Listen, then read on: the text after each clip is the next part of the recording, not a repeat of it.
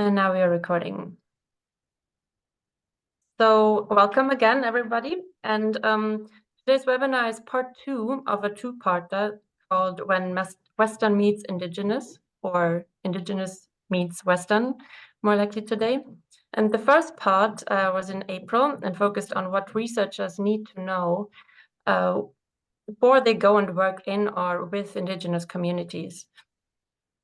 We will share the link to the recording of that webinar at the end of today's webinar. And today's webinar is going to focus on the challenges that Indigenous scholars and scientists face working in Western institutions. We have a few more people joining.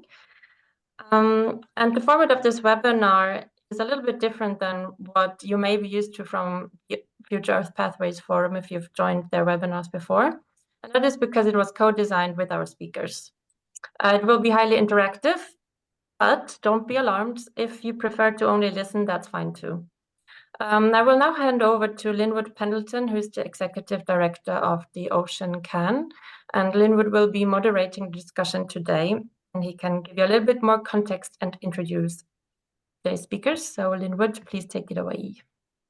Thanks, Stella. And as Stella mentioned, we at the Ocean Can have been working with Future Earth and the Pathways Initiative and Future Earth Taipei to really hear more from the perspective of Indigenous scholars that we're close to and work with about these issues and opportunities that arise when academic science meets Indigenous communities and Indigenous people, Indigenous scholars, and the like.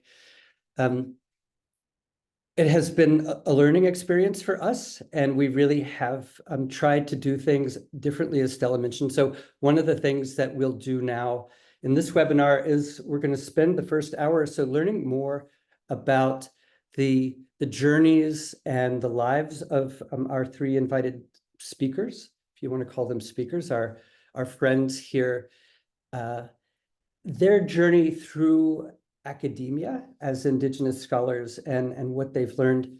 One of the things that we've already learned in the course of putting this webinar together is you'll see people kind of struggle with Western science or modern science versus Indigenous science. And Claudia and I have been talking about the fact that there's a consensus among some people to just refer to this as academic science versus Indigenous science, and really understanding that intersection of the academy and academia versus, or as it relates to people who are living and working in Indigenous communities.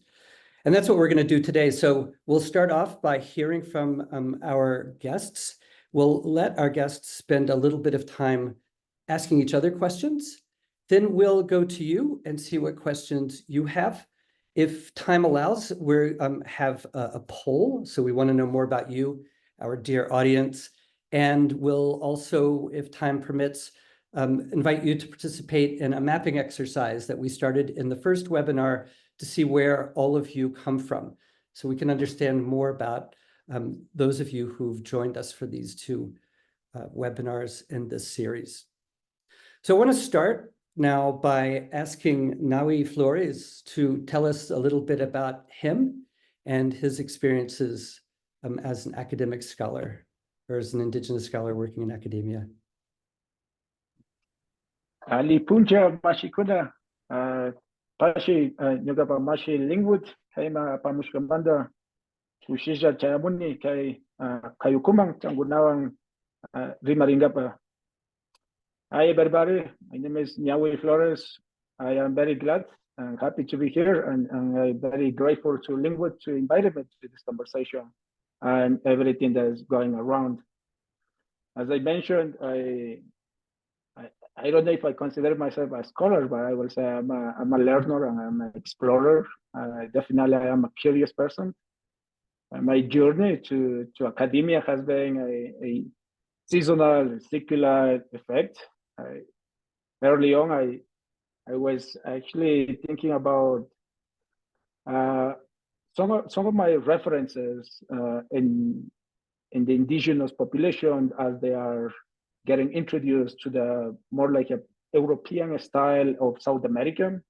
I am based in the Andean countries of South America between Colombia, Ecuador, and Peru. I belong to the great nation of the Karanki people and also to the Quechua Amazonian people. So I kind of live into those two spaces between the Andes and also the Amazon. So I have been looking what kind of indigenous people are interacting or what they are doing when they are interacting with the mestizo community or the European systems. A lot of times I saw that a lot of the involvement was in politics. And that has been like a very exemplary thing that happens in South America. Ecuador has a strong indigenous movement as Peru, as Bolivia. And they have done amazing things in the influencing policy, such as nature rights, has been a major work through the indigenous community. So early on, that was kind of the reference that I have. If I want to contribute to my communities, contribute in some way of becoming an academist, I had to be a politician.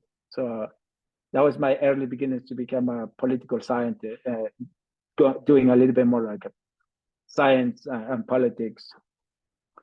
But then I find really interesting thing that why are indigenous people in constant conflict and what are happening when the systems doesn't work?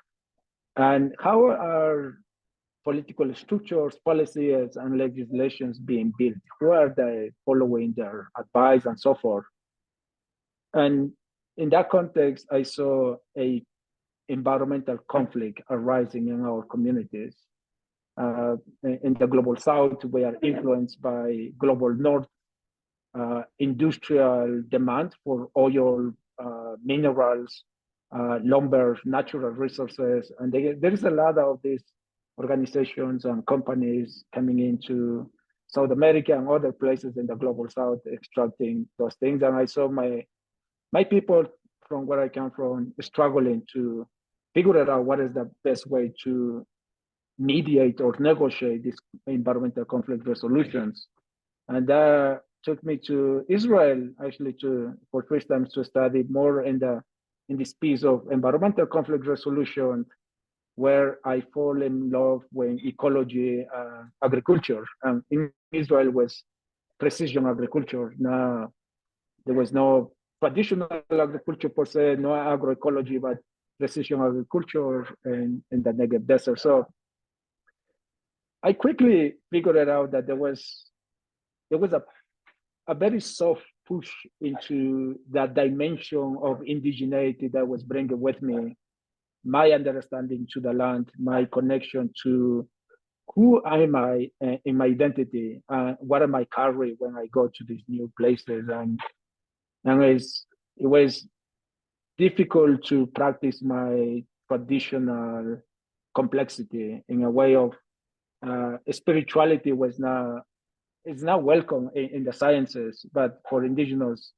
systems, spirituality is one way of connecting to engaging with the type of research that we're doing. And for us, think about the mysticism or think about the mythology. Those are storytelling that actually hones in our cultural values, hones in our moral compass. So that interaction, it was very shocking to see that what I brought from the indigenous dimension, it wasn't welcome. It wasn't seen as valuable at that time. It wasn't seen as a piece that should be incorporated in any sorts of research questions, or not just research question, but in the learning process. Like I want to learn through my lenses, but I need to learn through the Western lenses of textbook and examinations and so forth, but now by my own experience. And then I quickly took the curiosity. I got me very curious, this kind of sanitized way doing this. Like it was a way of sanitizing it, really putting follow the textbooks, just follow the narrative, follow a protocol. And that brought me to the USA to study more in the sciences. I studied geology and environmental science. And I saw a very similar approach. We did a lot of geology work, but everything was in the classroom. We never interact with the people that was part of these geological spaces or the environment. And even when later on, as I was finished my undergrad, I started thinking about like a soil and I following. Really, I look the diaspora. I like to call it diaspora in the global north in the USA, but they are primarily honing as immigrants. Once you call somebody immigrant, they lose their cultural identity, they lose their cultural political power or dimensionality. So they lose a lot of those pieces that they make them fully participant of these new ecosystems. And I started working in soils, primarily in contaminated remediation of these urban soils. And that was where it really hit me, these two dimensionalities. We were talking two different languages. Because on the one hand, we did research, but we never engaged with the community. There was not a conversation of why was important for the community, these soils? Why are we doing this in these places? It was, we are the experts, or at that time, I was just a assistant or an intern collecting soil samples, but I remember every time in my hometown, in my indigenous dimensionality, we will engage with the community. We will ask for permission to come in. We will ask them to welcome to their home. We will ask them to invite us to be part of the conversation. But in New York, in the USA, I saw the opposite. We were the experts, and therefore we had the answer. We have the saying in all those things that we're doing. So it was not really a way of engaging in a conversation, but it was a very linear procedure protocol. And those things brought me to many other learning experiences, and I haven't seen that continuity. And then later on, I went back to South America because I was trained in the USA. So I had my ego very big. I had a huge ego, because that was what it gives me, the USA, that once the Western education was like, I have the solution for everything. I know how to do this. I was a problem solver. So I went back to South America. I went to the Andean communities, and I saw water issues, water contamination issues in the indigenous communities. And I said, don't worry, I got the answer. I know what to do. The problem is that we don't have money. So if we don't have money, we cannot solve this. So did I actually have the answer? I just went, I just tell them that we cannot do anything unless we get money. That's what I did. And I feel so proud of me that I was able to come in and say, when so much convincing power, that the only way we can solve any of the problems at the communal level, at the local level, was when financing. When our financing, we cannot do anything. And my people saw me as the outsider. They from the get-go, they just saw me as an outsider. I was a outsider within. I have completely removed my indigeneity dimension in the way that I didn't see the systems, how the systems work. I was looking at the single objects, at the little parts, but not the partnerships, not how the community has been working with these systems for such a long time, and they understand. What they don't understand, the scientists or me, I should have been a knowledge broker, meaning I should be translating the science into how we implement better the system that is already happening in the community. I didn't understand that. It was my community that shook me back and said, you are more from the outside than are within, because you are telling us exactly the same thing that people have told us all these years, having add anything to the conversation. And that was a shocking moment, because I just got a degree in sciences from a country that values science in a very significant way. But at the communal level, at the local level, that was not it. No, that solution didn't work. So I started wondering and thinking about, what did I miss? What happened? When these things change? So I moved into thinking about research in a different way. Years after, I decided to build and co-design and bring to life Kindred Hub. And Kindred Hub is actually a living systems lab that exists in the Ecuadorian Andes and also in the Amazonian region of Ecuador. And in there, we wonder specific questions. We ask, who gets to ask those research questions? Who gets to define research findings? Who gets to analyze them? Who gets to implement them? Who gets to publish them? Who gets to disseminate the knowledge? And if it is within our communities, how do we best disseminate the knowledge? So Kindred Hub was a complete analysis, a systemic analysis, how Western education has given me something valuable to think about at a more objective, at a more analytical way of thinking or looking parts. But the indigenous dimensionality of my culture has given me a worldview of systems, that these things can now live in silos. When they live in silos, they lose identity. And when they lose identity, they're just inert objects that they are just wandering around. So I built Kindred Hub within the indigenous communities, and Kindred Hub right now, the labs are inside indigenous territory. Indigenous people govern how we do research, and they are asking those questions. And we focus primarily in climate change and agroecology, because that's the common language that indigenous people really look into it. But also, I have been seeing more and more, as I was studying in the global north, the immense motivation from some scholars to start they call it integration or incorporation of traditional ecological knowledge into conservation, into agriculture, and sometimes I have seen even in leadership. And I have been thinking about the same problem that I had, that once you integrate or incorporate, that you're integrating and incorporating objects. What objects are useful? And I start believing that they lose identity. When they lose identity, they lose their powerful meaning, their decision-making, their influence in the whole system. So instead of the indigenous systems, is all about processes.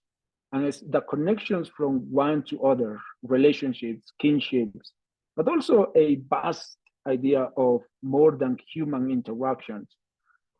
And that has brought me to a full circle. I started from really being curious about Western science and methodologies to coming back and seeing the interest growing in indigenous sciences and technologies. But at the same time, when I read the literature, I see a very prescriptive, very what objects am I describing, instead of seeing the processes. And for that, I believe it's missing in research. How do we bring complementation between a industrialized society, non-industrialized society, bring it together, a print culture society and non-print culture society? How these two societies, cultures can ask research questions, how they can determine what are research findings, and what is the impact at the communal level, at the useful level, not only adding to the scientific value question, but adding to the dimensionality, the integration. So it's not only about inclusion that we're talking about in here. We're actually talking about this embassy, custodianship, intentionality, positionality, and all of those things, it needs to be told in the right place, under the right history. So my experience when the Western has been this quick removal and pushing away indigenous identities, dimensionalities, a little bit farther away, because they don't seem as adding to the research question, to the methodology, to the procedure, because it's following the scientific method that tends to be very siloing, very reductionistic, and in a way very cleaning in a more sanitizing way. And I find that in order to do a more, if we want to call it inclusive research, we start need to think about how do we bring complementations between these two cultures, these two societies that for a long time they have been living in different spheres. But now when climate change and social inequalities and also finite resources, we are closer and closer interacting. So we need to start thinking about how do we best bring those dimensions into conversation. That has been my journey. That's what I can share, and I can share more in the question section. Thank you, Nawi. That was really great. And I have a lot of questions for you. If you in the audience have questions for Nawi, you can either write them down and wait and ask Nawi and the panel at the top of the next hour, or you can start to pop them in the chat anytime you like, and we'll review that chat. I want to move on now to Claudia, and Claudia is going to follow a similar course that Nawi just did and give us some of your background and the things that you've encountered that you want us to know about. Okay, well, good morning, everybody from Florida. I'm Claudia Barón Aguilar. I do have a presentation to share because whenever I'm invited to these events, I like to talk as much as possible about my community. So give me 1 sec. I'm gonna share my screen.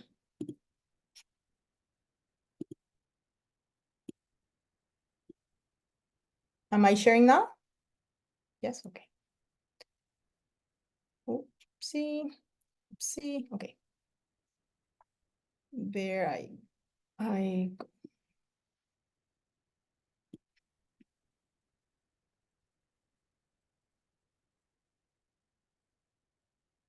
Linwood, I have a question. Am I sharing my presentation my mode or the screen? No, it looks good. Okay. Okay. So good morning. As I was saying, I'm Claudia Barón Aguilar. I'm Awayu. I belong to the casta Epiayu. And of course, I'm gonna be, oh my goodness, this is okay. I'm gonna be talking a little bit more in depth about myself. But before doing that, I would like to talk about my community first, right? So I'm Wayu, which in our own language means people or person.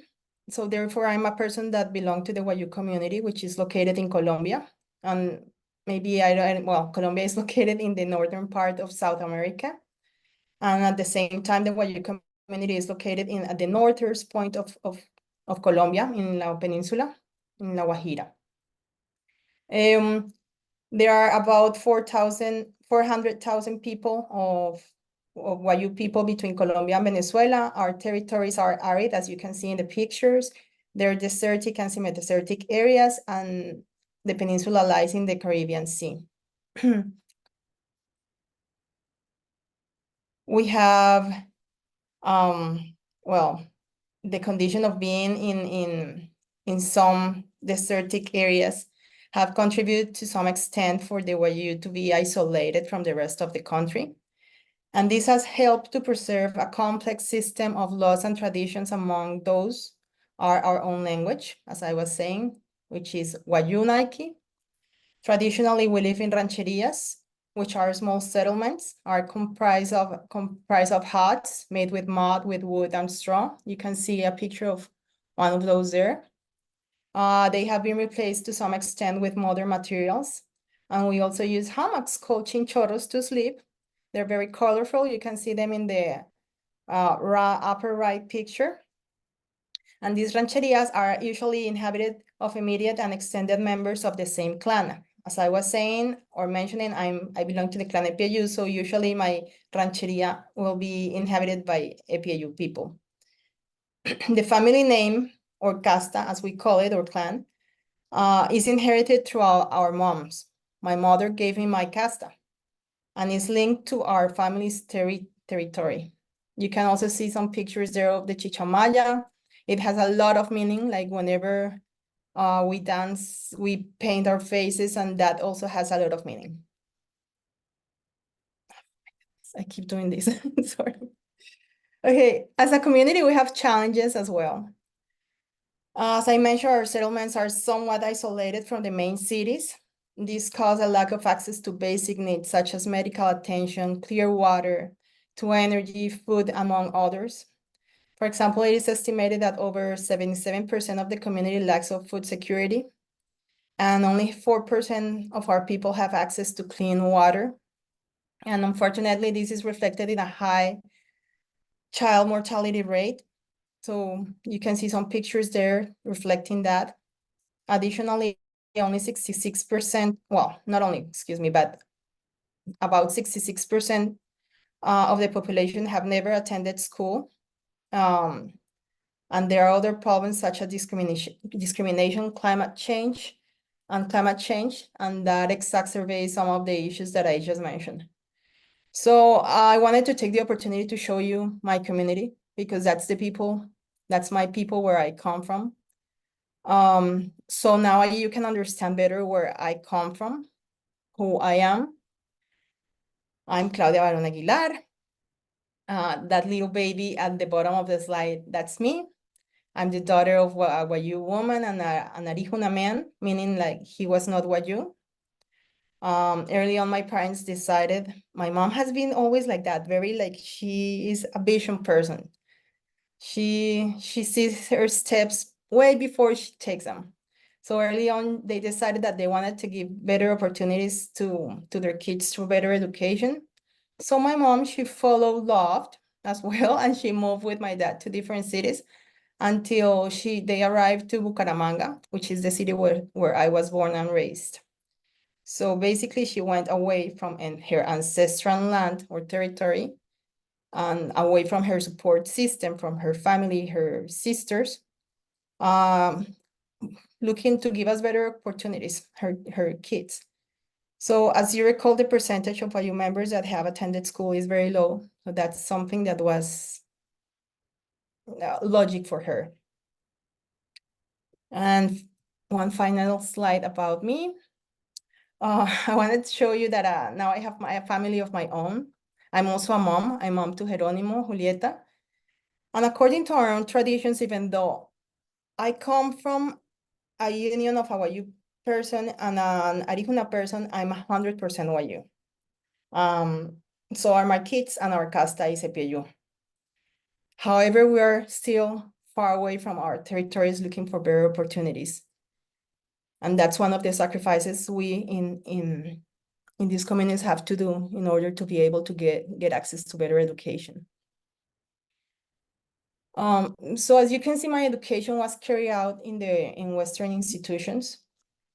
I was trained as a marine biologist in Bogota, well, in what are called Western institutions, right? Because I'm gonna get to that. I was trained as a marine biologist in Bogota, Colombia. I got my master's at the University of South Florida. I'm currently pursuing my PhD here in the same institution. So as you can see, my upbringing has been mixed. It has had parts of the two worlds between my mom's and dad's traditions. I know my culture, I know my traditions, I honor them. However, I have to say that I did learn science and about science following a structured scientific method. And I like, well, that's being completely honest. But I wanna, well, now that I introduce myself, oh, there's one more slide, sorry. So this is me currently. Currently, as I said, I'm pursuing my PhD here at the University of South Florida, where I am in the remote sensing lab. I use these tools as a way to get to use them to solve problems that have been brought up by community members, right? So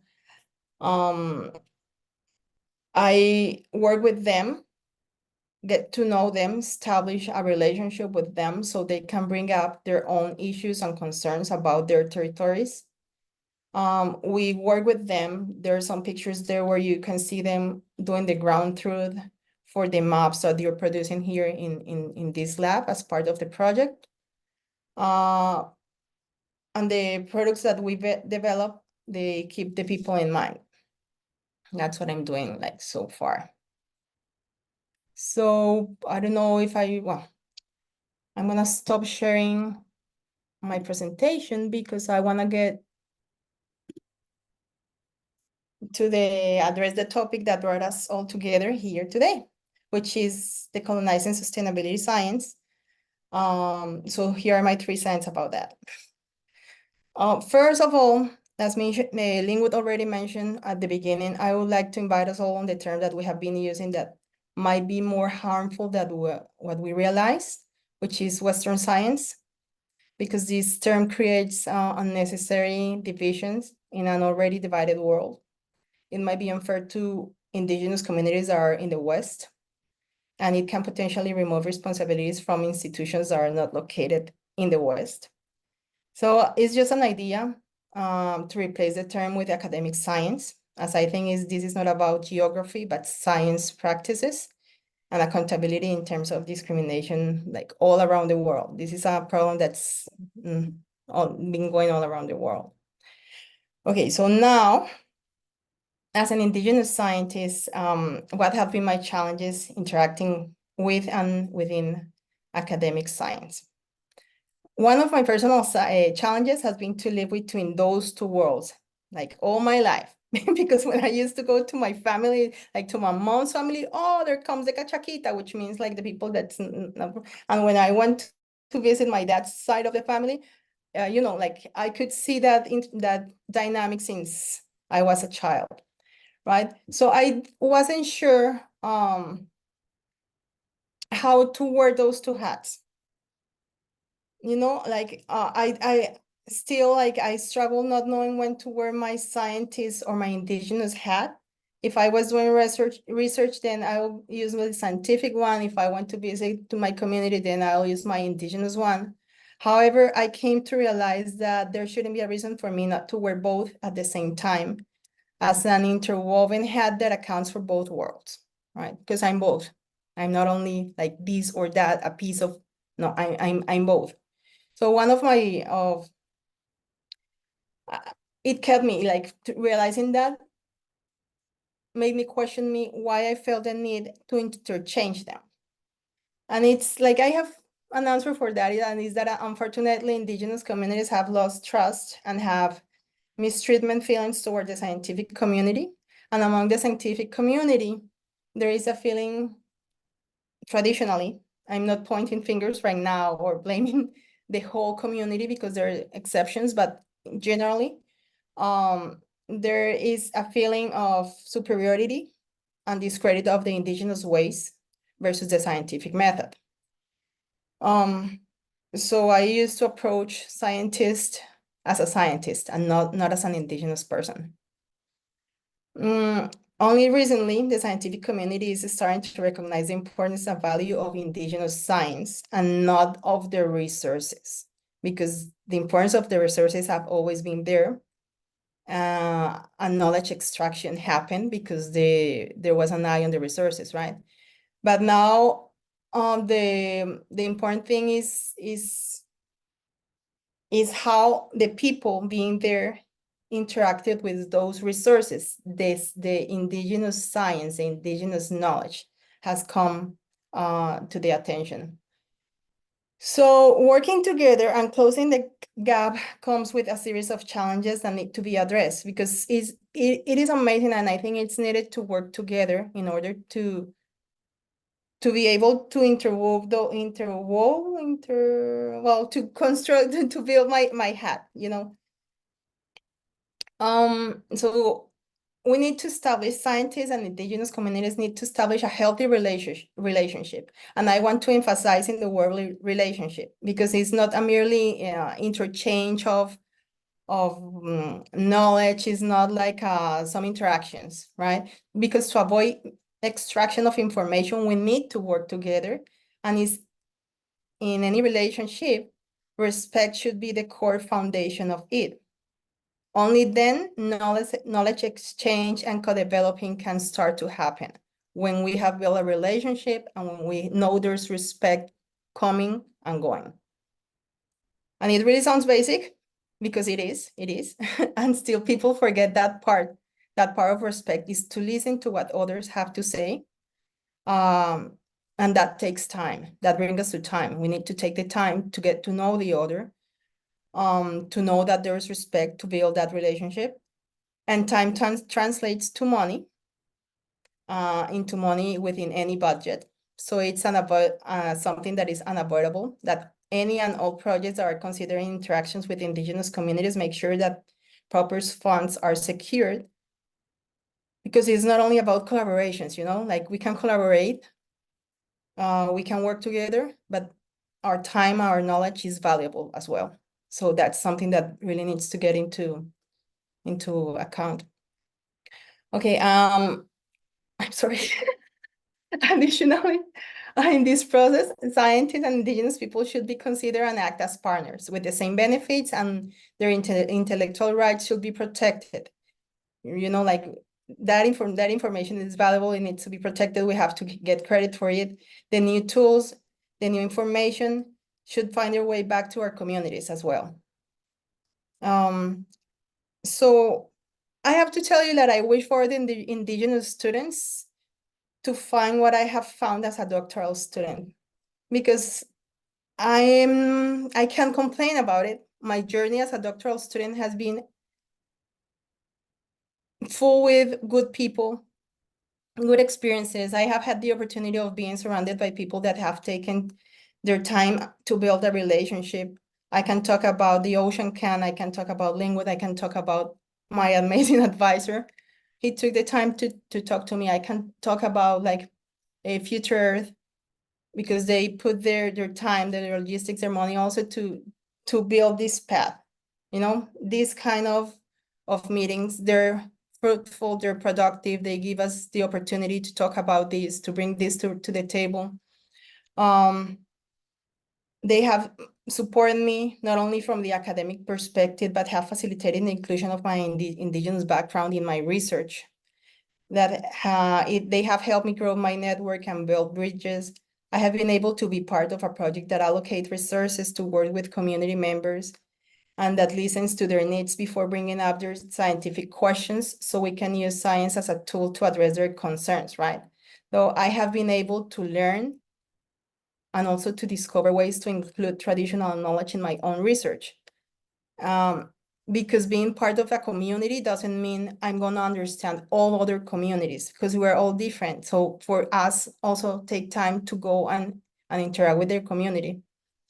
So I was looking at the question that was proposed here, so my 3 cents are that if you are PI or in any way producing science as a person, as an institution with Indigenous people, I encourage you to build relationships, to listen, to encourage, to facilitate, and to allocate time and resources to your students and to other Indigenous people. And also to open your minds to new methods, ideas, and different ways of doing things. I tried to put everything together in as less time as possible. So if you have questions, if I was not clear about anything, please let me know that I'm here. Okay. Thank you, Claudia. It was very moving. And also, I think we really appreciate just your openness and sharing that. You talked a lot about what it was like in academia and now what it's like as a PhD student. Now we did the same. And I'm looking at the audience here, and I know many of you there. I want to find out more about who you are in terms of academia. So I'm going to have a poll that I'm going to launch in a second. It was written in the present, but if you're not in academia now, if you're not in an institution of higher learning, reflect back to when you were in terms of answering this poll. And I'm going to mention that it asks about whether you are Indigenous or not Indigenous, or whether you've known an Indigenous person in this kind of setting. And Nawi pointed out to us early on in our discussions that this can mean many different things. And so I'll just say for now, if you identify as an Indigenous person, that is, you live in an Indigenous community, you are of an Indigenous matrilineal or patrilineal line, whatever it is that makes you feel Indigenous, that's fine for this purposes here. So with that said, I'm going to launch this, and let's see who you are as an audience in terms of your experience with academia and indigeneity.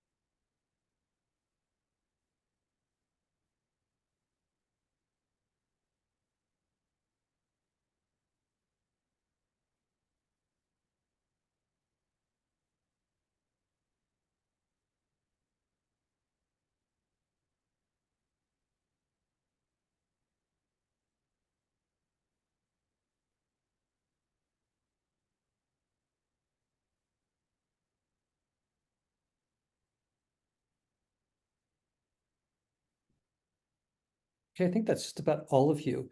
So it looks like we have 4 Indigenous scholars in the audience.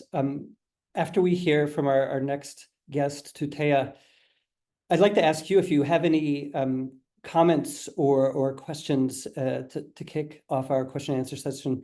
For you, please, to go first. It is interesting to see that about half of you have known an Indigenous student or scholar at your university, and that's really encouraging. I think back to my days at the university, and I would be in the group, the final group here, where I was really unaware if anyone was Indigenous at my university, but there very well could have been. Okay, thank you for sharing that with us, and we'll keep note of that. Okay, so finally, I want to introduce Tutea Keno, and Tutea, you can tell us about yourself and your journey through academia to become a scholar. Okay, I'm gonna just share the PowerPoint. This one, you can see this, right? It's okay. Okay, good. Very good. Thanks, Lou. Thanks also to Stella, to Pavel, Stephanie, who is not there, for the invitation, for having me for this presentation. So I'm gonna, like my friends, like my colleagues and friends, I'm gonna present myself briefly, and I'm gonna talk about the challenges, but also the opportunities behind the fact of being a kind of indigenous scholar based in Western University. So yeah, the background, that's the plan, challenges and opportunity for the second part, and I will conclude also briefly. Yeah, for the background, actually I've got some Polynesian roots, mostly. I have also some French roots, but I was born in Tahiti, as you can see on the map. But I actually grew up in an island which is located just near Tahiti, Morea. You got it on the map. So Morea is not far away from Tahiti, maybe like 20 minutes by boat. To be more precise, I grew up on the northwest coast, the district of Tiahuda, and you've got one of the photo where I grew up just over there, so just near the sea. I stayed there all my childhood, right? And then my family and I, we moved to after that to the Marquesas Island, and especially the island of Uapo, which is quite far away from Tahiti, like 1,500 kilometers from there. And we've spent some years, personally, I spent 2 years there in the main village of Hakau. You also got a pictures of the village on the slide. So that's a small village, but great place. After that, I got my I don't know how to say in English, but baccalaureate, bachelor, but that's the degree in French that you need to have before going to the university. So I got my baccalaureate in French, and then I had to move to France to pursue my study in geography. So a bachelor of geography at University of Bordeaux-Montaigne, and then I had in the same university a master of human and cultural geography, and then I switched to geomatic science at the year after at the Toulouse National Polytechnic Institute. And then from that, I moved to Canada for doing my PhD in geomatics at Laval University, Quebec City. And there I worked on my research was about actually the cognitive improvement of wayfinding and navigation systems. After that, I returned to mainland France after PhD, and then the position. I was hired actually by Airbus for working on a military project. And then I had the opportunity in 2018 to land an assistant professorship. So now it's been 6 years since I'm an associate professor, now associate professor of geography at University of Western Brittany. So that's the western part of France, near Brest. Actually, it's located in Brest. That was for the teaching part, but for the research, I work at the European Institute for Marine Studies, especially at the LTG CNRS lab. So as you can see, that's not French Polynesia, right? But I won't complain. Okay, I got a great view from my office, so I won't complain. That's not my native land, but that's okay. So now I'm working there, at least for the moment. And yeah, that was for the facility, but also yeah, we were talking. My colleagues were talking about money and fundings. Yeah, that's how it works. This in research. So I'm involved in several projects, but for the maybe the ocean and Polynesian and Kanak part, I've got 2 projects essentially. So I'm coordinating one project on which is funded by the French National Research Agency, project on new ways of mapping lagoon fishing practices of so fishermen from my island. And that's the first project. And last year I was awarded a research chair from Institut Universitaire de France.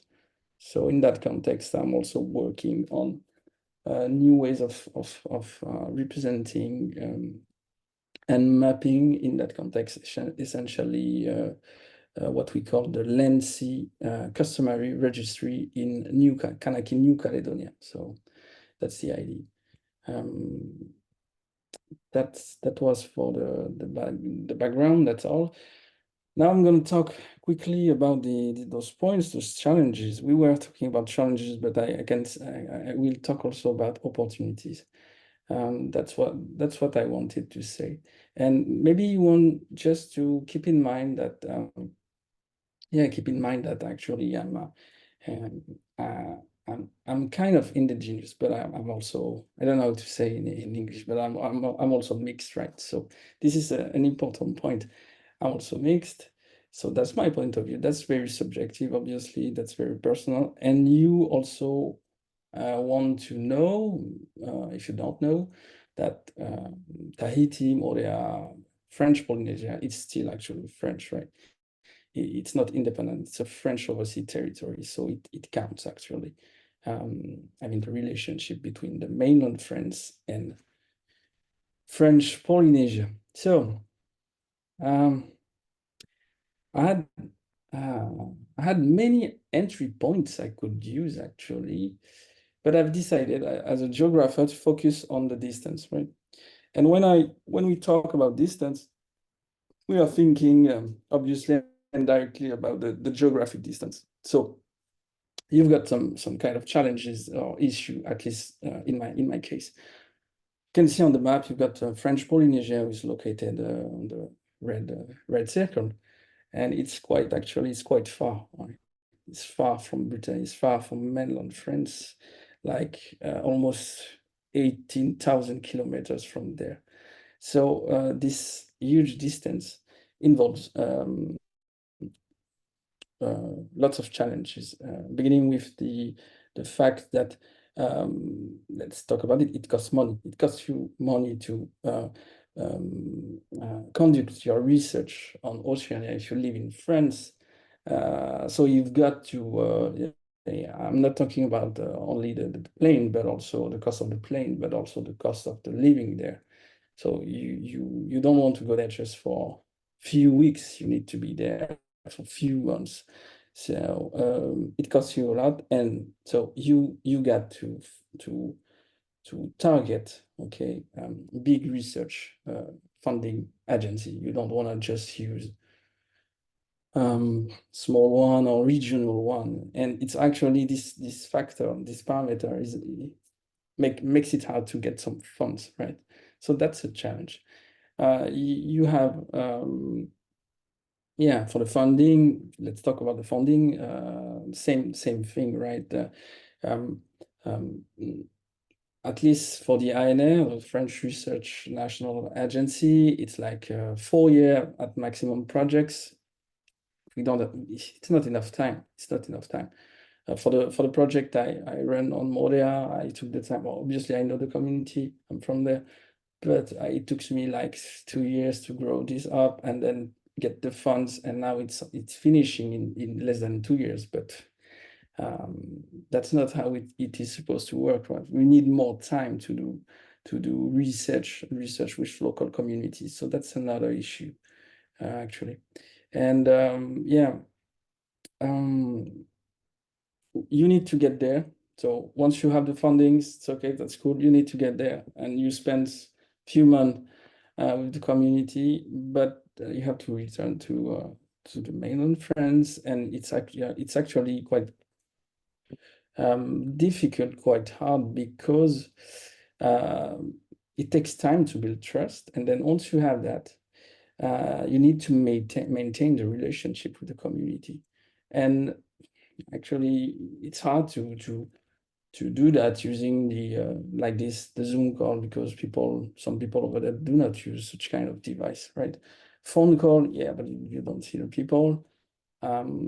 With my colleagues from the project, we are trying to use the social network like Facebook, because Facebook is widely used over there, but it's quite hard actually, and that's a real difficult issue. I mean, this geographic distance. Yeah, so distance, geographic, you've got also the cultural aspects. Now I'm not talking about the cultural divide or distance between the local community and myself, because I'm from there, even though you can also say, I can also say that when you are abroad, I mean, I say abroad because actually I didn't grow up in mainland France, so it's kind of foreign country for me, even though I'm French, right? So when you stay long time abroad, Canada, France, then it's hard. It's also hard to maintain that cultural link. But anyway, you've got some cultural how can I say that? Yeah, kind of cultural gap with your own colleagues at the institutions. I may not give some details about some conflicts that I experienced. It would not be appropriate, I think, in that presentation. But yeah, sometimes we are thinking about the same thing, but differently. We cannot quite easily understand ourselves. And I'm thinking, for example, about the idea of space. The lab where I work mostly hosts geographers, geomorphologists, maybe some archaeologists, but yeah, so we are always thinking about space time, which is actually from the Polynesian or ocean perspective quite different. And sometimes it's hard to understand each other. So we need to deal with that kind of issue, of challenge.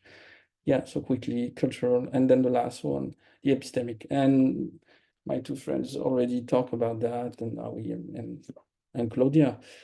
Yeah, you get that divide, and we all know that actually.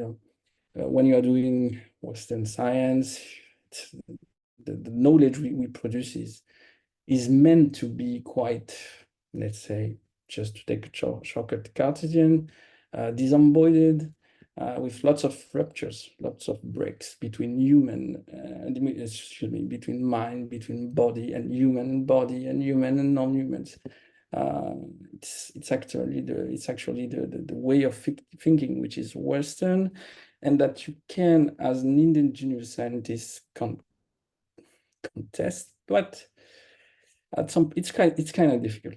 It's kind of difficult because, you know, in Oceania, like I'm sure the community of Naui and Claudia, it's quite different. That's traditional knowledge, we are connected, people are more connected to, it's embedded, embedded, I don't know how to say that. It's not only about yourself, it's yourself inside the network, so it's embedded. It's you use and you gather and you transmit knowledge using not only your mind, but also your body, the artifacts you create, which are kind of extensions of your body, but you also get some connections between non-humans here. And I've already talked about that for the first part of this Pathway Forum. Don't remember, it was in April, but what is quite difficult is also to acknowledge the reality of something which is not visible, right? And in Western science, it's kind of like you need to see that, or at least to measure that, to state that this thing is real. Otherwise, it will fall within the category of imaginary. Okay, just thinking imaginary, but that's not true actually, at least from our perspective. So when we are dealing with that, and I'm working on human and cultural geography, but also obviously anthropology. Most of the like 99% of the articles, papers, chapters dealing with this invisible aspect are just treating it as something which is the beliefs, right? Something which is imaginary beliefs, and that, from my perspective, it's not that good. And it's because of that posture that you, as a scientist, it's something that which is hard to bypass, and something which I think I don't want to make some generality, but the colleagues I am working with, at least around that institution, think like that. Like, okay, you can see something which is real, is something you can see, something which you can measure. It's quite hard. I was talking about distance, but this is the once again the Western think with viewing. I mean, distance is something that two objects are separated, so that's the distance. But in Oceania, we see distance as something which is relational. The distance between things as something that is meant to make relationships. So yeah, I was talking about the challenges, but you've also got something that could be positive, or yeah, some kind of opportunity. I was talking about kind of geographic distance, but I must acknowledge that having being located or working outside in a foreign country brings me some opportunity. Like I can take kind of how can you say that in English? I don't know, but take the distance between the community involved in the data you produce and gather that you will transform, etc., etc. So it's essential in it, and actually it can be useful to avoid maybe some kind of local conflicts, because you always, when you've got humans, you always have kind of local conflicts. So that's the same thing for the cultural, actually. I can see that as a challenge sometimes. Yeah, we do not understand each other, but I think that's my perspective. That's very personal, but I take it as something that is actually quite good to try to bringing people together, even you're not from the same culture, so we can bring and take to bridge community within Western institutions from different nationality together. I think that's a great opportunity. That's my feeling. And maybe the last for the epistemic, once again,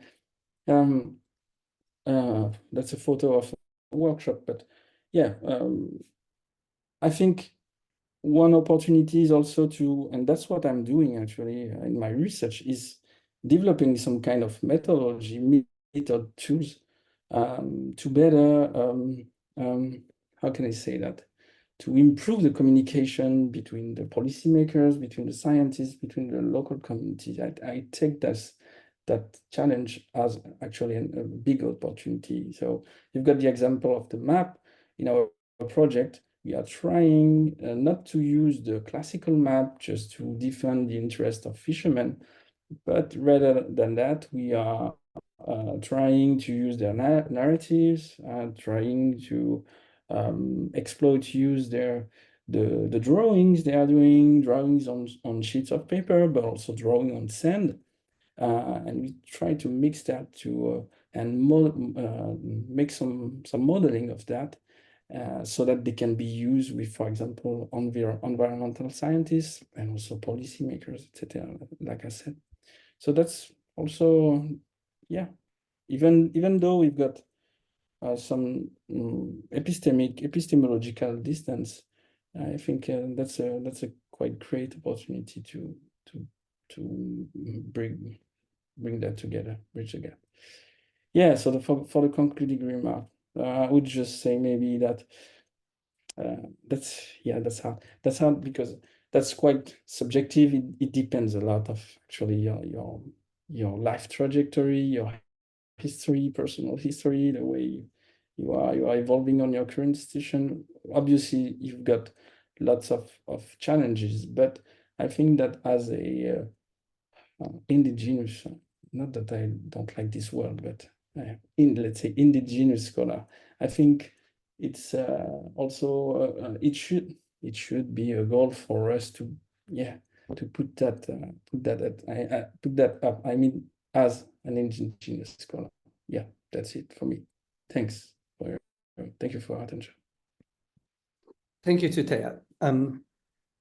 That was great. And you hit on a lot of points that Claudia and now we also hit on. I want to take some time to see if Naui, Claudia, or Tutea, if you have any questions for each other.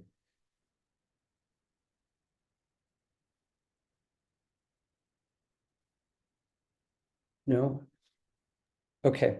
And then we had 4 people in the audience who identified as Indigenous scholars. I don't know if 3 of them were the 3 of you, but if you're one of those, yeah, okay. If you're an Indigenous scholar in the audience and you'd like to ask a question of our 3 guests today, please raise your hand and I'll unmute you, or one of us will allow you to unmute yourself.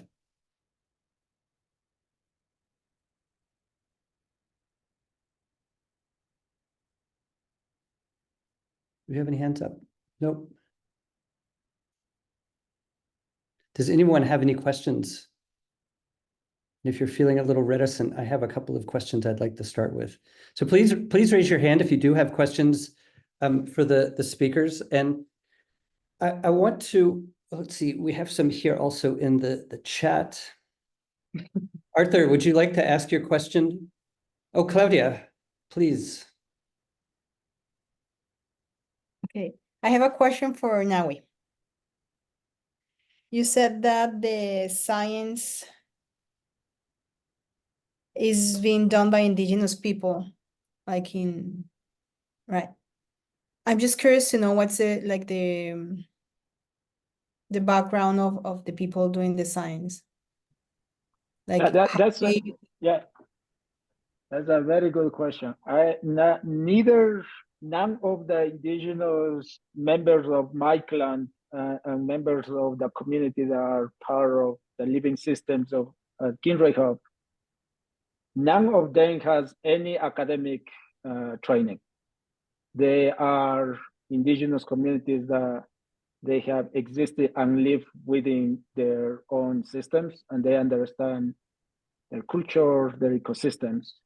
So as I was pondering around this question of climate change and a lot of the research and I like the phrasing of the academic research and not to use your own language in that context. As I was looking at a lot of research, when it looks into traditional ecological knowledge, it looks into conservation. But then I look around and I ask my own community members in the Andes and in the Amazon, and I ask, are you a conservationist? Is there a word in our languages that it describes a conservationist? or are we more like doing adaptation and mitigation of our lands? So if we are thinking about, or if I was thinking about climate change and how should these communities adapt and mitigate, who should do the research? Should I, as a trained in academia, should do it? Should I come up with a question?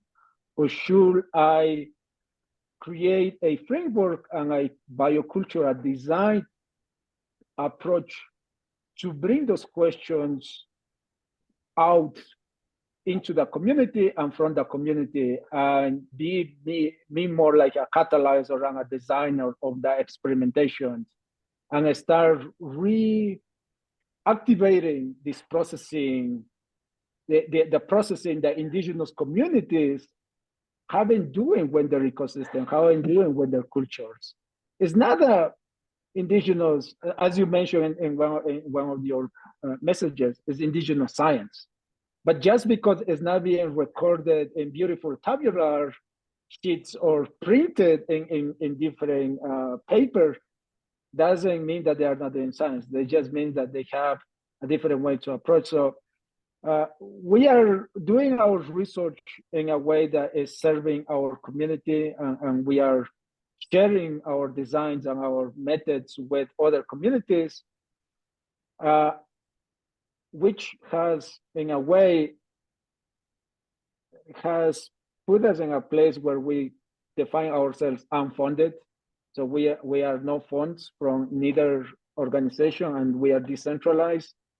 And no institution wants to get involved with this type of research because there is no PI, there is no PhD candidates, there's no PhD associate professors, there is nothing of that. There's just farmers or sea keepers, oil keepers coming in together, asking that tough question, how the water has changed, what are we doing about this, and figuring it out, how do we recreate those systems that previously were running the processes, we're running this, the agroecology, we're running farming, we're running the indigenous economy systems of trading and battery. So we are more focused in thinking about how we reactivate indigenous science that actually brings from and into the community those questions, and less of into data gathering and analysis for publications into the scientific body. And that might look like a very isolating and very exclusive, but the scientific literature in many ways hasn't served directly to the community. They have come in and extract a lot of surveys, consultations, and narratives from indigenous communities, but it hasn't returned back a lot of the information that they have claimed and promised that they will actually do something with it.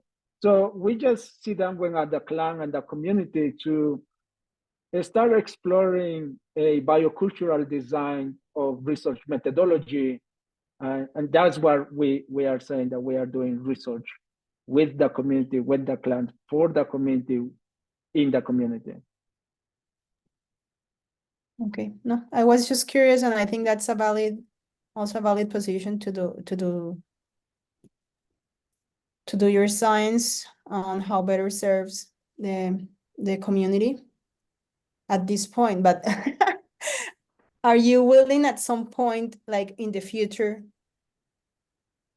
to, and I'm not like, I'm just curious. This is just like out of curiosity.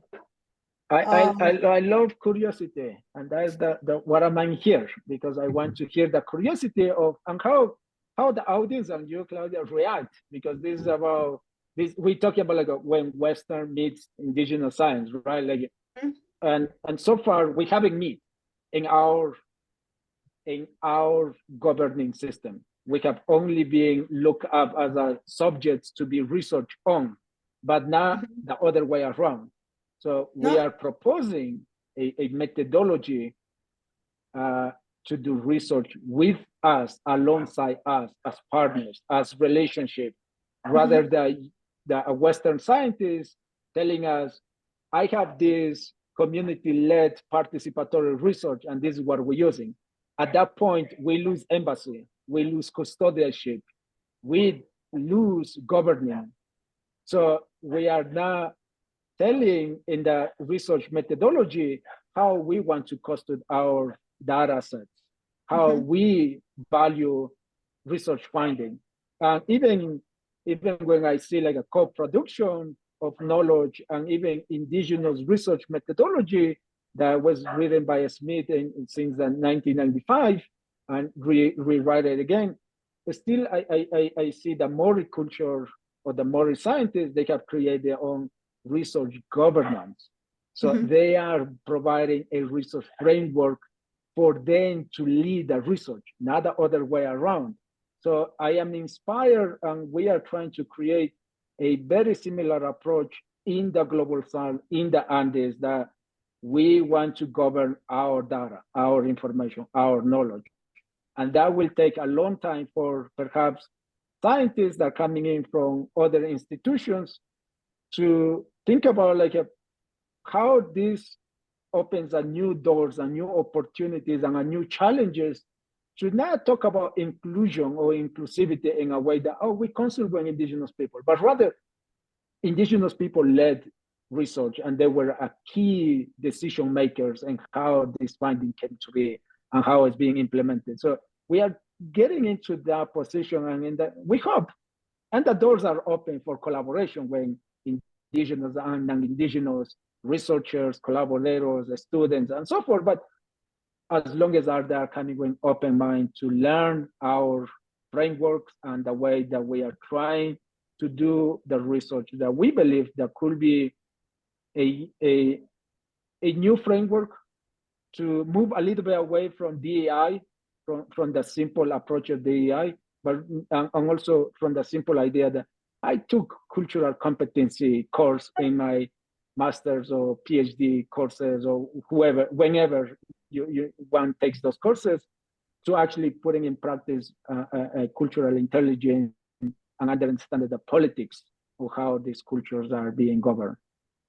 Okay, no, thank you. No, I think it's amazing. It's just an example of what I also was talking about that science needs to go back to communities, and when that doesn't happen, like there is a relationship that needs to be built, like some things that need to happen before getting to work back together. And I think it's amazing you guys were able to move forward with your own research like in place. So thank you very much for your answer. Right. Thank you for the question. That was a good question.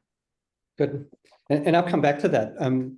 Arthur, you have a question you'd like to ask about spirituality, or a point you'd like to make about spirituality and science. Well, I'm not an indigenous person, but 50 years ago, as a coral reef scientist, I became the environmental advisor to all the Pacific Island countries. And I lived for 11 years in New Caledonia, working with French Polynesia and all of Micronesia and Melanesia as well, living in the villages, working with the people. And because I'm also a Baha'i, I understood a spiritual dimension that was not the scientific side of my work, but equally important. And I finally built a regional environmental program, which is an intergovernmental program of the Pacific Island countries, and for many years now has been run by indigenous people, for indigenous people, with the values of indigenous people. And I think that's, it's not academic in the sense, it's clearly more on the sustainability environmental management side. But I think, what I felt all through this is that there is a, I think there's a sort of double challenge being indigenous coming into the scientific community. One is simply being different, so to speak, but the other is having a whole dimension of spirituality, of wholeness with the environment, a whole different worldview that is often alien to Western scientists who don't understand it. And I think it may help to distinguish this, might say, the spiritual side and the more technical side of a knowledge of environmental, knowledge of resources and so on, which is easier for Western scientists to understand and build a bridge to. And I think it's by being more open to acknowledge that spiritual dimension, to appreciate it, see how much better it is than the Western approach of separation of people from the environment, can help to clarify some of the issues and to help individuals to find the best way forward. I just was involved last week in moderating a webinar on ownership of indigenous knowledge. Yeah. So So let's stop. I'll stop there. Yeah, let's stop there and see what our guests think. Do you have any responses to this? Do you think that the key is to bring spirituality into these scientific disciplines in order to better accommodate Indigenous students and Indigenous scholars? Do you think the key is to create new or transdisciplinary disciplines? What can be done at these academic institutions to really help you bridge this sort of gap that you've all identified between culture, spirituality, and science? And then Claudia, why do you think your PhD has been sort of better at addressing some of these issues? I was still thinking about like the first question. Okay, so I think all our communities are gonna be different. We are all co-indigenous, you know, like because we live in one place, but we relate with the environment and our cosmovision is gonna be different. So some of us are more practical, less there's always a spirituality there because we connect with the environment, but there's not going to be like a general way to do this to accommodate all Indigenous people in all programs everywhere. So I'm not sure if including spirituality in science is gonna be the solution. But I'll say that allowing those students that consider spirituality important and that want to put it into the research to do it and find a way for them to do it, that's something that can be done instead of like doing a whole new program or is what I was telling you that is basic, is about building that relationship to know your student and giving them the respect to listen to them and to know what they want and to let them at least do a little bit of research about that, about how they want to engage. About that. And then I can't remember what you were saying, like about my PhD. Well, I was saying, you mentioned the fact that a lot of the issues that you talked about as an undergraduate and a master's student, you're not facing that same thing in your PhD. You mentioned it's because you have good people around you, but is it also because you have a lot more flexibility in how you've created your PhD?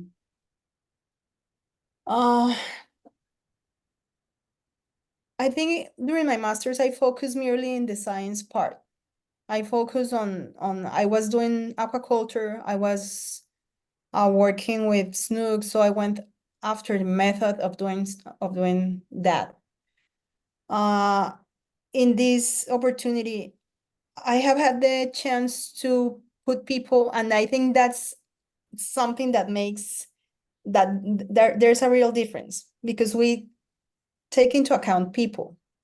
We communities, I think, but I can talk to like from my point of view, people are important because if we go after the ecosystems, if we want to look at conservation, when you see what's after the great places where there's biodiversity, like good indices of biodiversity, then you see how it's been managed, and it's because there's people that cares about the environment. So when we care about the people, their needs, their concerns, how to use science to build that bridge, to put those tools, I think that's the difference that I found. Like I have been able to work with people, to connect with them.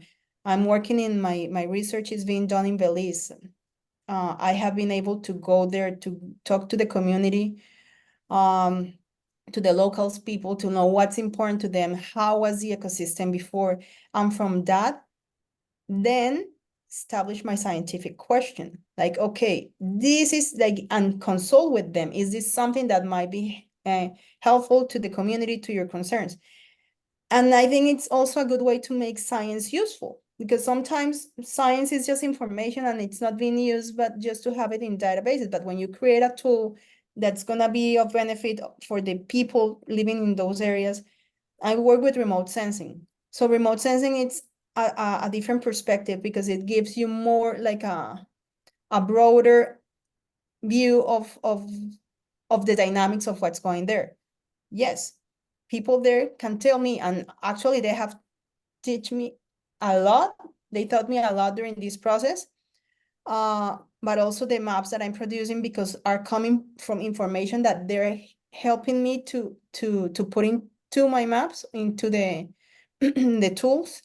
It's more accurate and it's very useful to them. So I have had the opportunity to do that, to interact with them.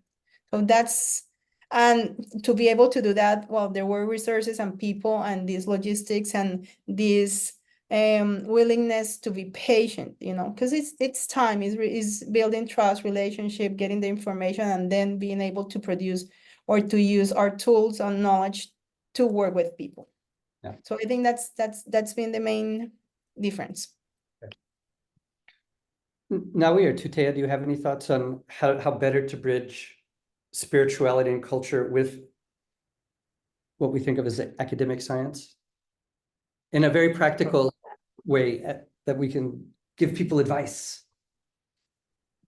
I think one thing that we're working at Kindred of in the bioculture design, I think a lot of things has to come down to design, how we are designing our laboratories.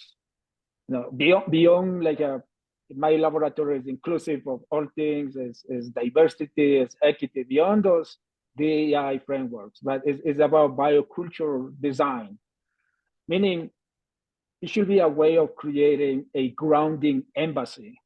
And it should be a way to actually allow the students that coming from indigenous background, and as Claudia said, I agree, it's really hard to accommodate for every indigenous dimensionalities they're coming from. That needs to be very clear.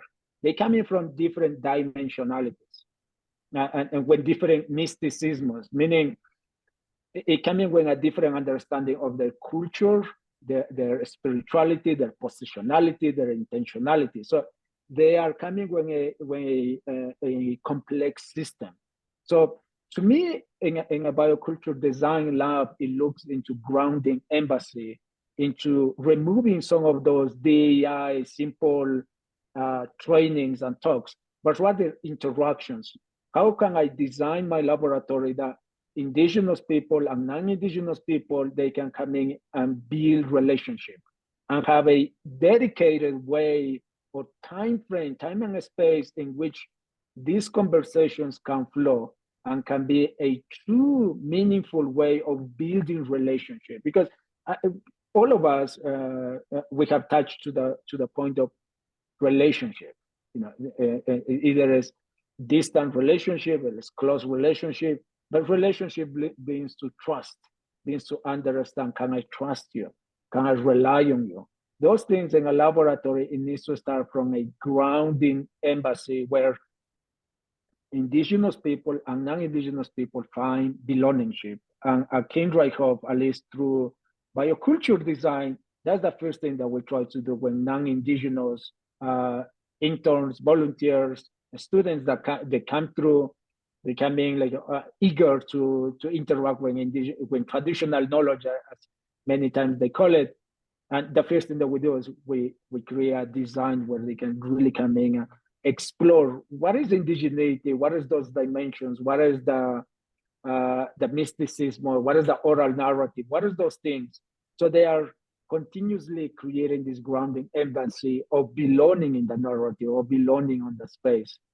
That I will say is a practical way to think about. By design, it needs to be done, not by policy, not by a simple course, but a design that goes throughout the student's experience in this laboratory, or a student experience through the program that's going, that has a design period, time and space that they can continuously share and interact through their dimensionalities. And you're thinking of design of spaces, laboratories, and curricula, and ways of working, all of that. Yeah, I will say it cannot be all at once, but I will say it needs to start when something more in a place that somebody has a little bit more decision-making power. If somebody's in here is a director or is a managing a laboratory, I will say you have a lot of decision-making power in how you want to design your laboratory. Or if you have a program that you're running, you have a lot of decision power in the design. So it can trickle down to other little pieces, but you can start with something that you, as an individual, or maybe you from the position that you're sitting, you can create those design that you provide experience, you're providing a feedback loop that you can continuously trickle down to other areas and break some of the silos. Yeah. I think Matt has a question that's going to relate a lot to this. So why don't you ask your question, Matt, and then I'll tie it together. Sure. Thank you, Linwood. So my question is how the role of money, the role and influence of money and research funding with academia, sort of traditional academia and indigenous scholars similar, and how is it different?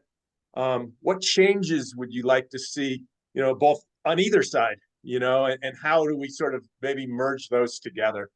Yeah, I think that's so important because, this redesign costs money, as Tuteo was talking about. Being far from the communities where you want to work costs money. And then, Claudia, how on earth did you get research funding to go and spend time with people before you knew what science it was you were going to do? So what are your thoughts, three of you, on is the money there, or do we need to really find new ways of resourcing the things that you're talking about? I'll let Tutea go if he wants to answer first. Yeah. Thanks for the question. Maybe just to go back to the other one from Arthur. I'm glad to hear someone who spent some time in my territories. I mean, French Polynesia and New Caledonia.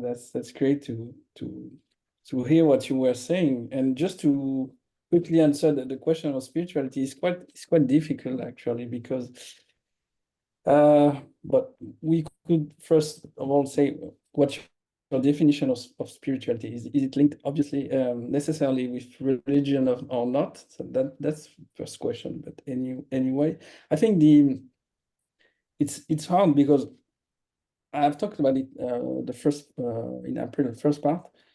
It requires a changing of scientific posture, and it is necessarily individual, right? Because it questions your view, your own worldview, view of what is real or not. And yeah, so I think first of all that's individual. I mean, you can still talk about that with your colleagues in the institution, but you cannot do this for them, right? I mean, making the step to think, or at least trying to include something which is related to spirituality. And maybe the other point, to finish with the question of Arthur, there's also a kind of danger of locking up, maybe, or I don't know how to say, enclosure, locking up community within a kind of category.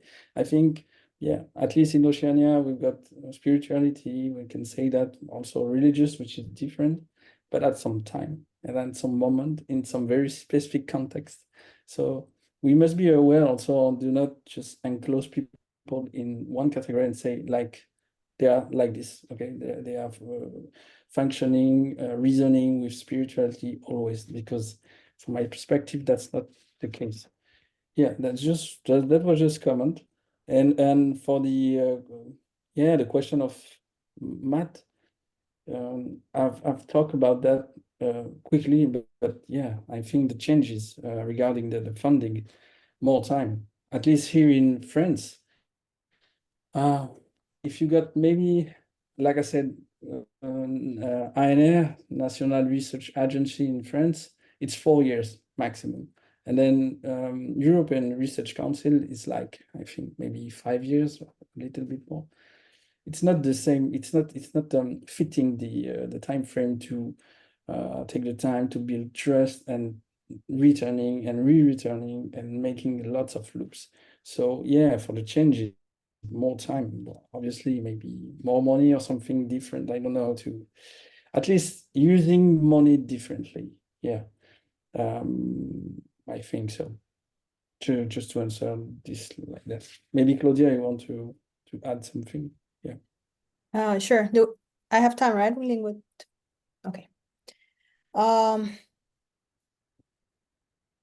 I have been lucky enough to being able my time in Belize, for example, spending time with the community to get to know them. That project was funded through to NSF. So that's a big funding coming from a big agency.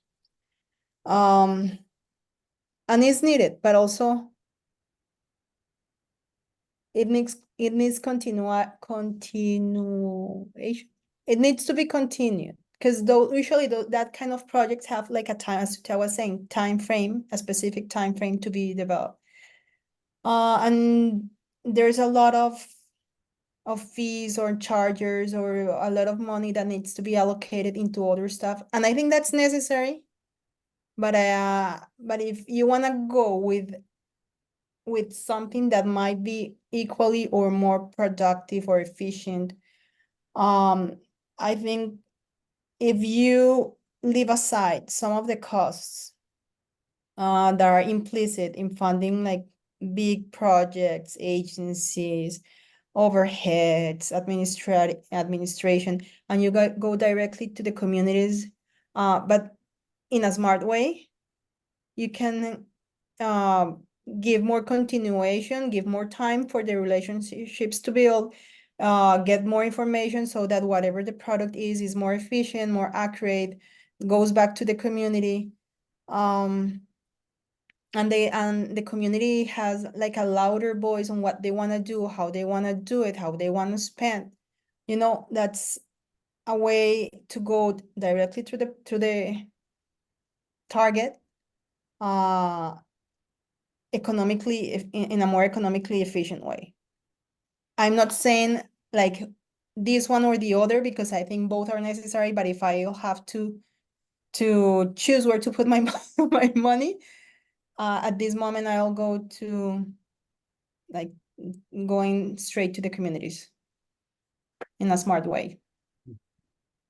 I don't know if I was clear, but No, that's what I think. Anyways, I'm not very much into the into the money spending area, how the whole structure works, but that's what I think. Like, we need more time to know the communities, we need more time to build the trust, we need more time to give continuation to the projects, and I think one of the ways of doing that is allocating the money directly into the communities.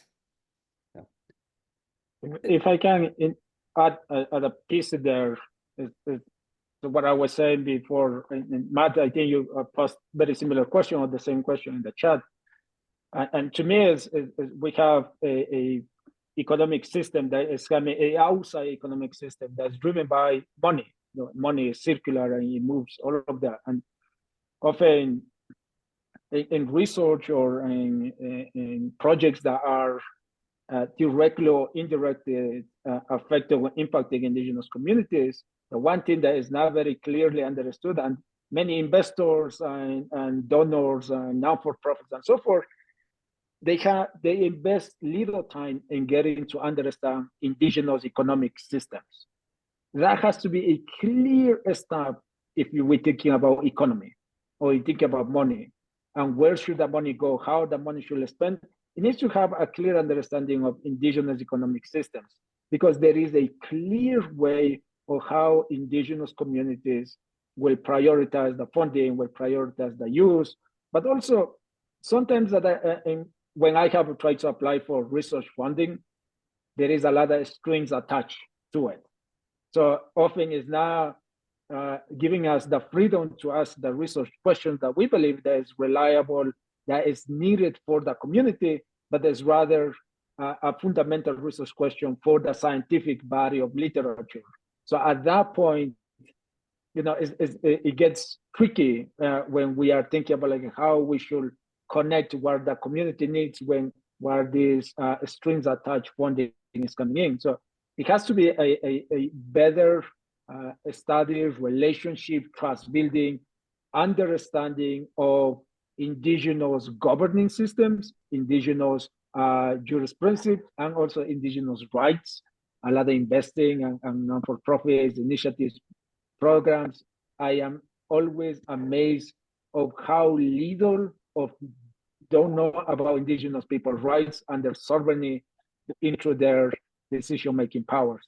So it needs a better conversation and needs to understand indigenous economic systems if the money is truly to make a sustainable social impact driven by with the community. You know, all three of you talked about this challenge of distance and then having that distance grow as you spend time in Western or academic institutions. The more time you spend away from your community, the less trust there is, the more arrogance you might have. The way you speak changes and the way you think changes.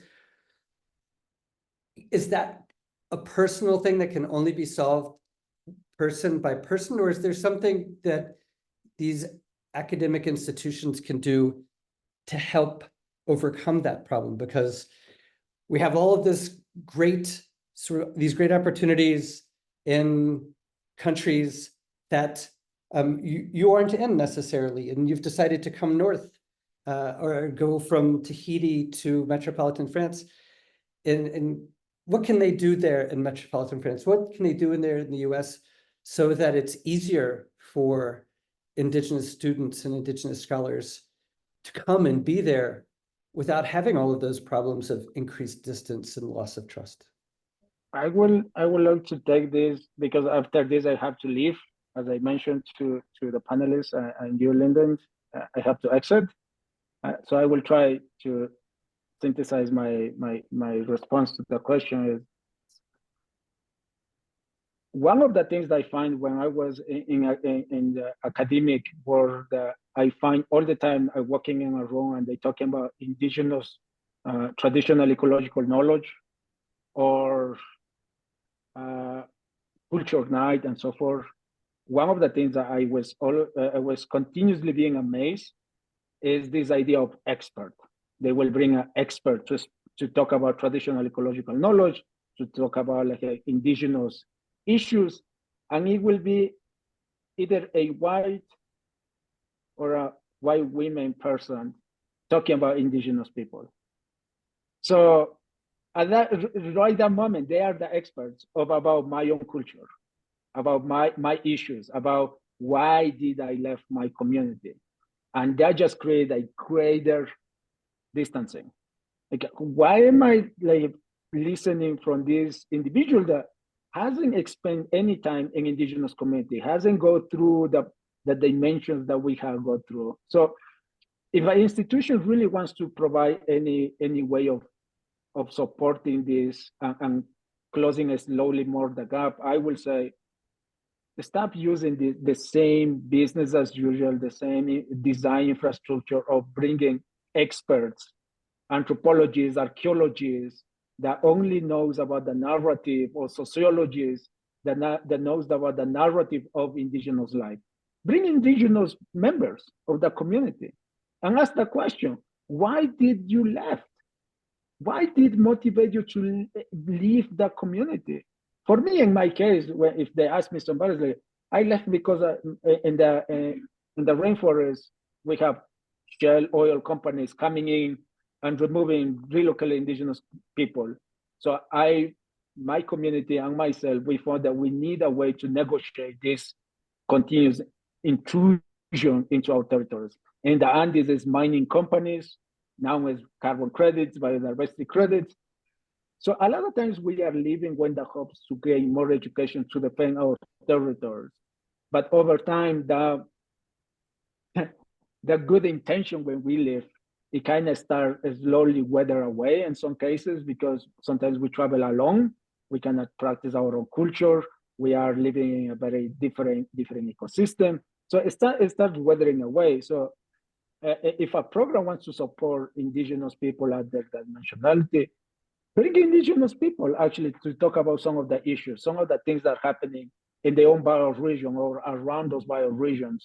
Bring the connection of is the country where we are doing about indigenous related issues. Maybe you might not be able to bring somebody from the rainforest. Now, if I were in the USA, but you can bring somebody from the Navajo Nation. You can bring somebody from the Hopi tribe that they talk about agriculture. And for us, agriculture has been a major problem. So bring not the classical experts as being used, but bring community members, leaders that they can speak in indigenous language, in indigenous dimensionality, maybe spirituality, that really brings back a little bit of the home and make us pray. Perhaps for me, I will be really wonder that my problem, my issue is not unique. It's a problem that's happening a lot of indigenous communities. And it's something that we should be strengthening around indigenous communities, bringing arms and sharing knowledge and sharing ideas. So sometimes I find that this idea of bringing experts in a seminar to talk about indigenous people or in a culture event to talk about indigenous people often is an expert that comes from the fields of archaeology, anthropology, sociology, and often is not an indigenous person. More often is somebody else from academia. That it doesn't create the relationship, it doesn't create that trust. So I will say those practical things could be very meaningful for people that are new coming in, fresh, maybe in their undergrads, master level, maybe at a PhD, people already figured out life, but maybe in the early days, there's gonna be more of those really bringing the people that are more closely and can relate a little bit more. And with that, I want to thank you for having me here. Claudia, thank you for the questions. And thank you for sharing a lot of things that happen in the Pacific. Hope one day I can continuously having part of this conversation. Thank you so much for having me. Kaya kaban. See you later. Bye. Good luck this afternoon. Bye. Claudia, what could the University of South Florida do to make it easier for you to stay in touch with your community?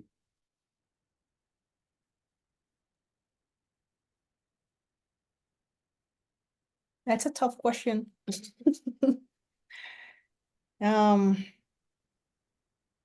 a really tough question because at this point, I don't think it depends on the university. It's more about my willingness to go back to my community. I mean, like, I don't know if I'm lucky or what's going on, but like I have found like the support of the people around me to, for me, okay, wait, I told you, this was a tough question. When you say go back to your community, what do you mean? I mean, so you're working in Belize, but that's not your community. Mm-hmm. Do you think that universities should provide special research funds, more time, better visas, so you can go back and work in Colombia with the YU Okay. or your CASTA? Okay. Now I get it. Like to go back with the tools that I have developed. Oh, yes. Well, I think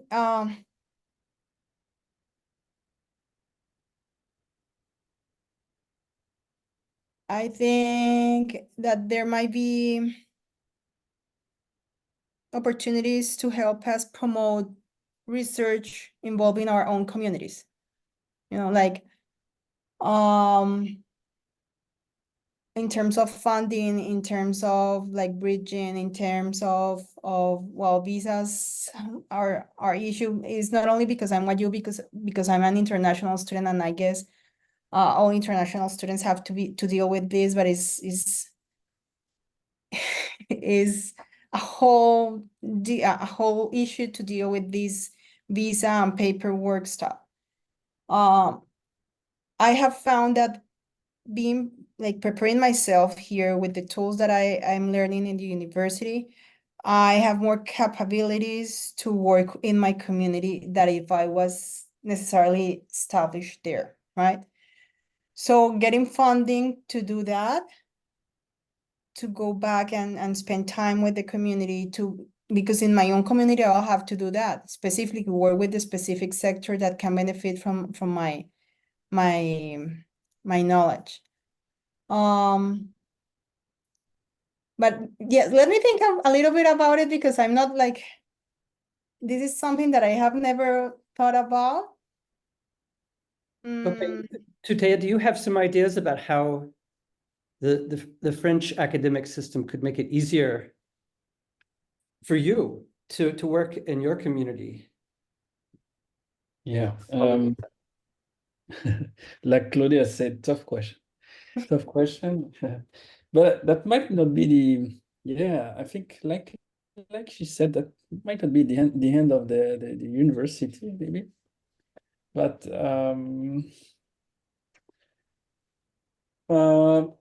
in my case, and that's something quite important in my case, actually, Tahiti, Moria, New Caledonia, these are actually French, right? These are still, at the moment, at least, a French territory. So is it something really different from the perspective of the university? I don't think so. They consider French Polynesia, like Kanaki New Caledonia, as France, like the other, for example, overseas department of France. So that's quite, I think it will be quite difficult for them, for us, but also for them to change something around that, right? Because Yeah, but you and Claudia both have to write papers. You write proceedings, Tutea, that your communities will never read or see. exactly. And to make your science useful for your communities takes time. You have to produce different things, and you don't get credit for that in academia. What could the academic systems that you're in do to create incentives for you to do useful science that's useful for your community and not, Okay, no, because you were talking about the, or at least I heard university, and I was like at the local level, but no, yeah, that's the whole academic system that we should change, actually, or at least adapt to the way we work, because like you said, like we've seen last week during the SRI Congress. Usually people for example, in Montreal, fishermen, they do not read the paper. Like you said, they don't read the paper. What they want is something more concrete, something that will help us to defend their viewpoint, their interest.